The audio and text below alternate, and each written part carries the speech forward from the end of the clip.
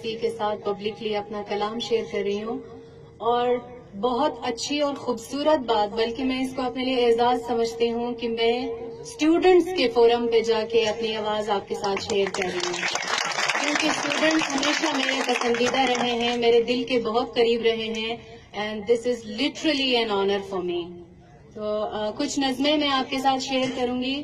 کافی دیر سے میں اسٹیج پہ بیٹھ کے سامنے دیکھ رہی تھی تو دھن کی ایک دبیز سی تہ بچھی ہوئی ہے، اسی تناظر میں میری ایک نظم ہے جو میں آپ کے ساتھ شیئر کرنا چاہتی ہوں۔ نظم کا عنوان ہے دھند کے پار۔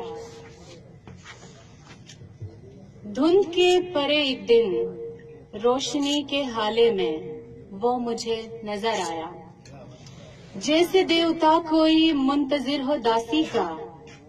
میں نے روبرو ہو کر اس سے التجا کی تھی، دوگے روشنی اپنی مستعار لینی ہے، ہر طرف اندھیرا ہے، میزبانی کرنی ہے کچھ خراب حالوں کی۔ روح کی کثافت کا دل پہ بوجھ ہے جن کے، چند زخم ایسے ہیں جو کہ بھر نہ پائیں گے گر نہیں ملے ان کو روشنی کے یہ حالے۔